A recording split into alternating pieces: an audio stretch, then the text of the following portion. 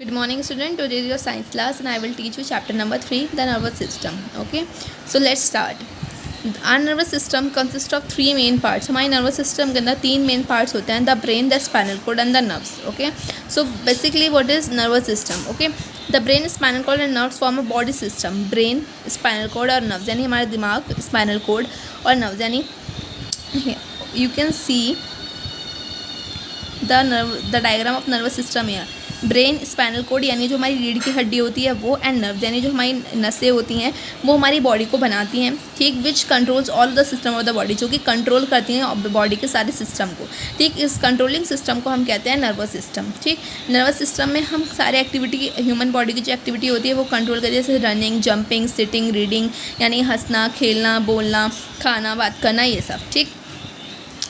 अब सबसे पहले हमारा जो नर्वस सिस्टम में आता है वो आता है ब्रेन। जो मेन पार्ट है वो है ब्रेन। जो ब्रेन है हमारा कंट्रोल सेंटर होता है बॉडी का, ठीक, यानी जो हमारी पूरी बॉडी को कंट्रोल करता है। ये सारे एक्शन जितने बॉडी में होते हैं वो सब जो सारे एक्शन कंट्रोल करता है। जब हम सो रहे होते हैं तभी भी, अगर हम सो रहे हैं तभी भी हमारा ब्रेन काम करता है।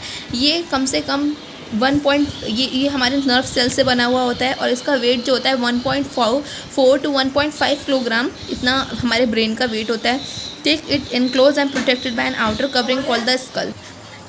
So class, it is enclosed and protected by an outer covering called the skull. यानी हमारा जो ब्रेन होता है वो बाहर से प्रोटेक्ट होता है और बंद होता है एक आउटर कवरिंग, जिससे हमारे जो ऊपर कवर होता है हमारा ब्रेन, उसे हम स्कल कहते हैं, ठीक।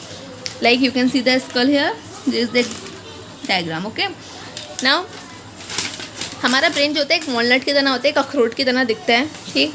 You can see the brain here, ये बिल्कुल अखरोट की तरह दिख रहा है क्योंकि अखरोट के अंदर भी ऐसी नस बनी होती हैं, ठीक।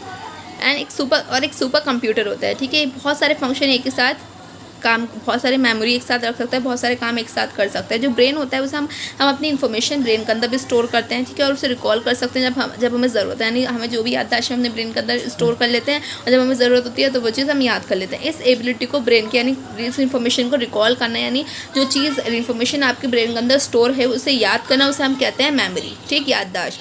अब हमारे ब्रेन के कुछ पार्ट होते हैं जैसे सेरेब्रम, ब्रेन स्टेम और मेडुलम ऑब्लोंगेटा। सेरेब्रम क्या होता है? सेरेब्रम जो है सबसे बड़ा हिस्सा होता है दिमाग का। इसका जो आउटर सरफेस होता है इसकी बहुत सारी रिजेस होती हैं और ग्रूव्स होती हैं, बिल्कुल एक वॉलनट की तरह होता है।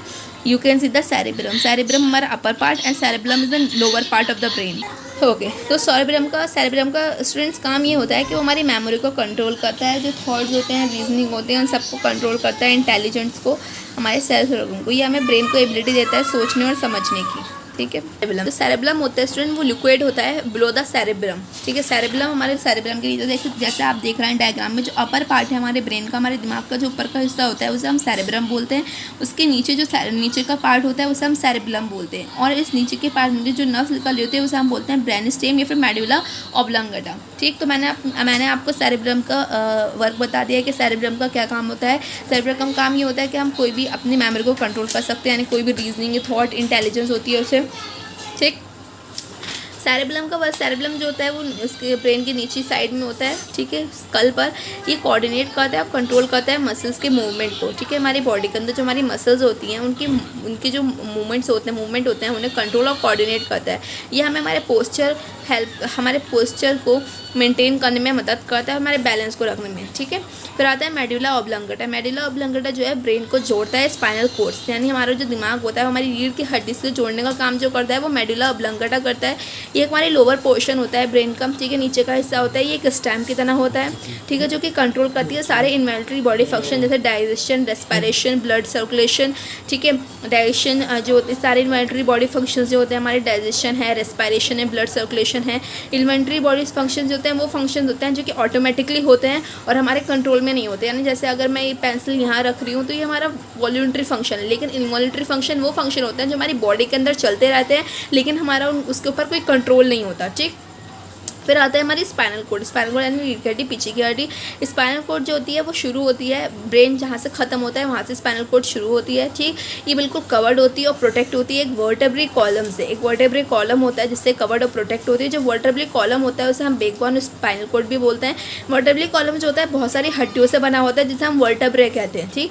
ये जो वर्टेब्री कॉलम होता है ये स्पाइनल कोड को इंजरीज से बचाता है, यानी कोई अगर चोट वगैरह लग जाए तो उससे हमारा वर्टेब्री कॉलम हमारी स्पाइनल कोड यानी रीढ़ की हड्डी को बचाता है। जो मेन मेन फंक्शन होता है स्पाइनल कोड का, यानी जो मेन काम होता है हमारी पीछे की हड्डी का, वो ये होता है हम मैसेज कैरी करते हैं ब्रेन से to the different part of the body, from the different part of the body back to the brain. यानी अगर हमें कोई मैसेज दिमाग को हमारे कोई मैसेज भिजवाना है हमारी बॉडी में, तो वो उसके लिए स्पाइनल कोड का यूज़ करता है। स्पाइनल कोड जो है वो मैसेजेस पूरी बॉडी तक पहुँचाने में हमारी मदद करती है, ठीक। और अगर बॉडी के किसी पार्ट को ब्रेन तक कोई मैसेज पहुँचवाना है तो उस मैसेज पहुँचाने का काम भी स्पाइनल कोड ही करती है, ठीक। स्पाइनल कोड जो है वो कंट्रोल करती है रिफ्लेक्स एक्शन को। रिफ्लेक्स एक्शन हमारे ऑटोमेटिक एक्शन होते हैं जिसके अंदर कोई ब्रेन इन्वॉल्व नहीं होता, ठीक।